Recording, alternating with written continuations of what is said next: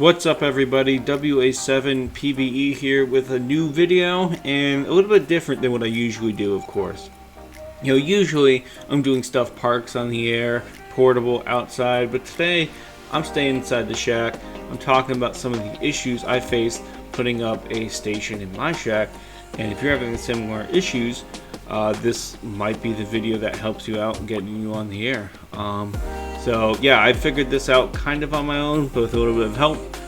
So stick around and stay tuned, and hopefully you learn something useful here in this video that will help you out. And as always, please, if you enjoy this content, check out the links in the description for my Patreon and my Buy Me a Coffee. There's special perks that come with that. For instance, you'd be able to see this video before it came out. So, pretty cool.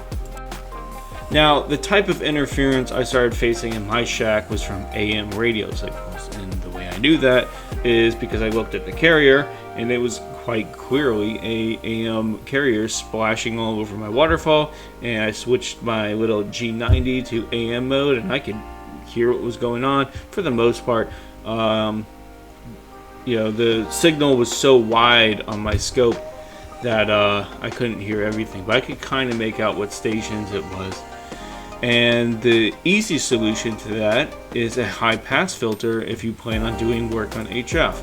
So I have opened up here the Wikipedia page for a high pass filter, and it gets pretty technical pretty quick. But what you really need to know is high pass filter filters out signals below the signal you want to hear. For my case, that was AM radio, and that's a pretty common problem for people who want to get on HF if you have AM radio stations nearby.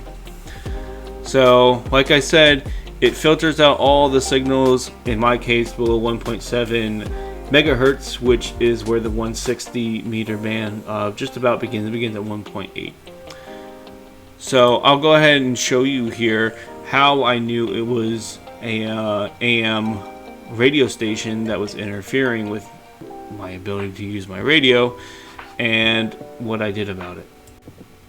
Now, the types of signals that were affecting my radio station, like I said, was AM, but if you don't know what types of signals are affecting your station, you can go to this website here called SIGIDWiki, SIGIDWIKI.com. And they have most all signals you could ever really even think of, including like over the horizon radar. And they even have like audio clips of each signal. So if you can only hear it, like you don't have a waterfall display, you might be able to identify it a little easier. And it even gives you the frequency ranges of where these signals are used. So you can automatically discount something, for instance, like aircraft communicating, addressing, or reporting system, ACARS, which is at 129 megahertz to 139 megahertz. Well, that's not going to really be affecting you down at the HF band unless you were like physically right next to the antenna or transmitter or whatever. Going to be unlikely for aircraft though. Anyways, so with AM signals, you know, you can see this is how the carrier looks. I assume most people know what AM radio sounds like. That's what I could hear on my radio. And if I put the filter to AM, I could actually hear the station itself. Although some of the stations were splattering so much, I couldn't even, it wasn't even intelligible because they're that strong. And to get an idea of why they're so strong, let's look at this other website I have here called radiolocator.com's radio-locator.com, and I've filtered this down to only show the AM stations near me, and there's quite a few, as you can see. I know for a fact one of the ones I could hear, because well, I could hear a basketball game on or whatever, is WTEM. And what you got to know is during the day, these stations can put up tens of thousands of watts. So if you're close enough, and this one's only about, what is it, 2 miles ish, 3 miles away from my house here, as you can see on Google. Yeah, it's gonna affect your ability to listen to some of the lower bands on your radio. Some of the higher bands, it's not as bad, and that's because of, orders of harmonics. So once I get up to like 10 meter band, the signals kind of go away, but it's still not great. So this website can also help you identify where your sources of noise are coming from. Like you can see, there's even a couple of stations like here in town, and they're still putting out 5,000 watts during the day. Now I should add, at night, these signals are way more attenuated, because a lot of them only drop down to 1,000 watts or 5,000 watts or something. Still a lot, but a lot better than during the day when they're pushing between 5 and 50,000 watts, which that will affect just about anybody. And if you're still a little bit confused, maybe this chart will help you out a little bit to understand what I'm trying to do here with a high pass filter. So as you can see here, we have the AM broadcast band, and that sits at 535 kilohertz on the radio spectrum and goes all the way up to 1,705 kilohertz, or 1.7 megahertz, whichever way you want to put it, look at it. And right above it here at 1,800 kilohertz, or 1.8 megahertz, as you might want to say, you have the 160 meter band. So what my high pass filter does is basically right here where the AM broadcast band terminates, it basically creates an attenuation of all the signals below this. And we can even see this with the product I purchased. You don't have to get this one. There's other ones out there that I'm sure work just as good. This is just the one I found that is readily available, had good reviews, and it works really well for what it is. So this is the DL Associates FL1718 filter. Again, it's a high pass filter, not a band pass filter.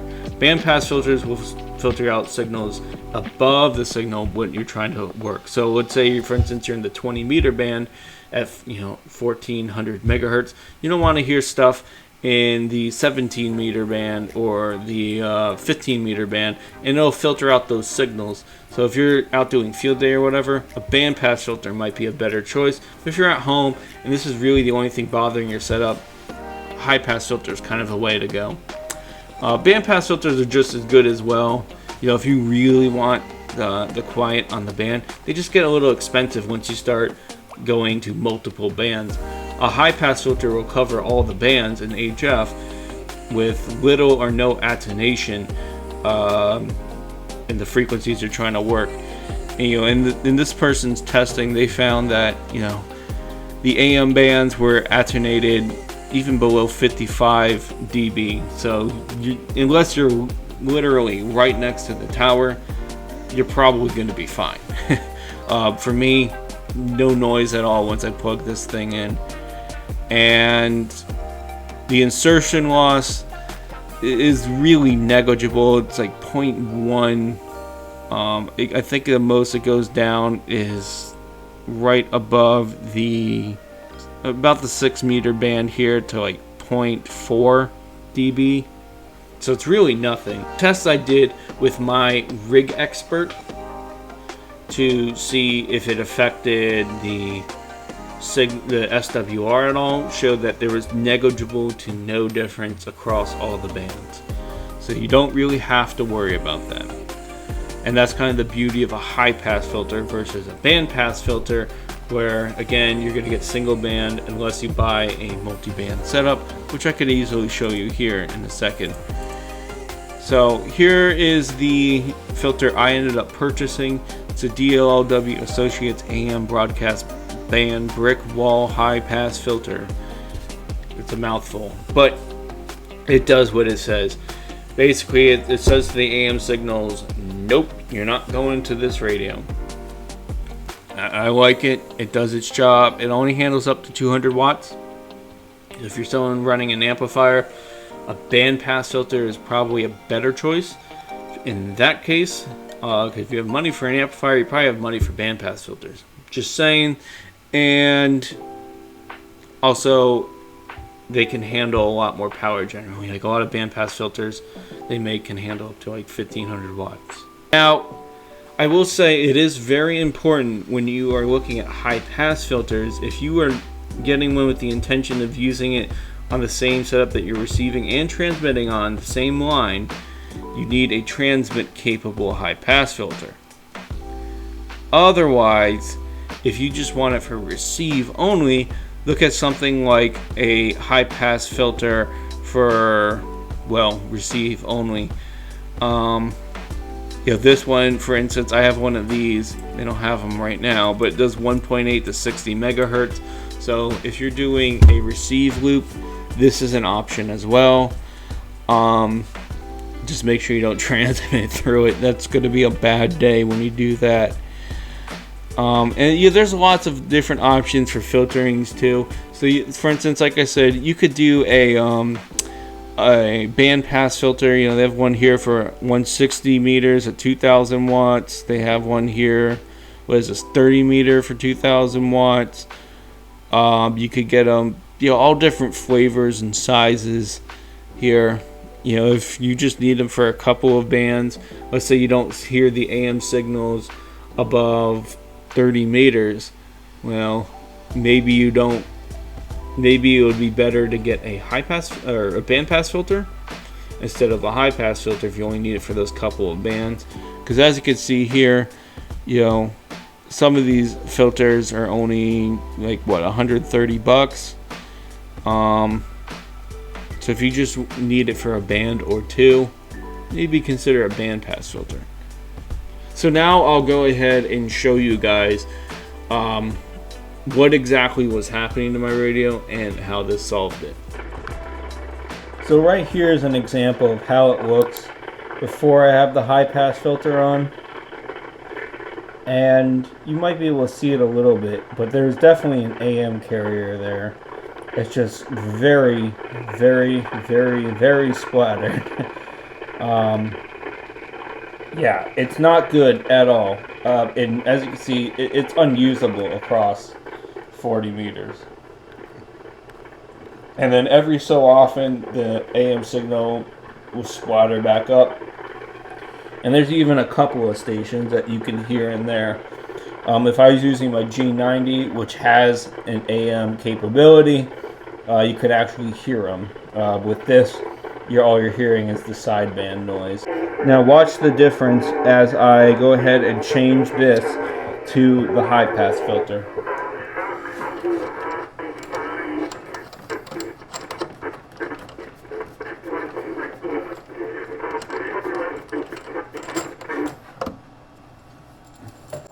It'll take me just a second here, but you'll immediately notice a difference here. Now let's see.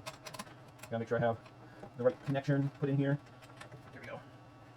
And the minute I plug it in, you'll see the difference. It's night and day. Look at that. Good, clean signals now across the band.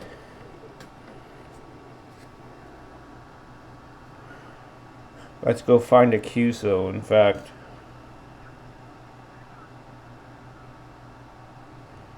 Maybe. It's 40 meters in the morning, so, can't expect too much. Let's see if I can turn it up a little bit.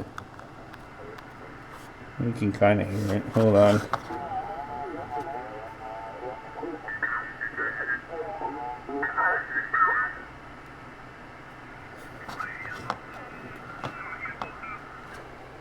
Oh, it would help if we're on lower sideband, huh? There we go.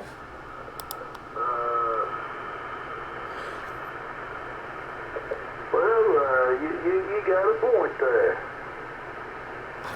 Yeah, so as you see, night and freaking day difference with that high pass filter put in here. And here's a specific high pass filter I have put on my setup here at home. It says it handles up to 200 watts, and it says it's stop band loss at 40 decibels, minimum 0 to 1.7 megahertz.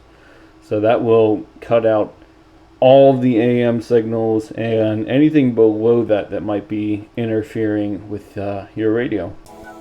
Alright guys, well that's going to do it for this video.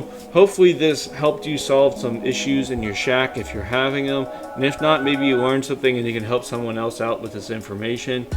It took me a while to figure out how to fix this, but once I did, I was good to go. I don't hear any AM signals even with a preamp on. So it's pretty great now. I'm enjoying being able to do, FTA and other digital modes from the shack, and even some sideband. I don't do a lot of sideband because I'm usually running pretty low power in the shack, but I might be changing that soon as well. Stick around for that. Anyways, until the next video, I'm going to go ahead and wish you guys 7 threes, and as always, have a great one. Have fun with parts.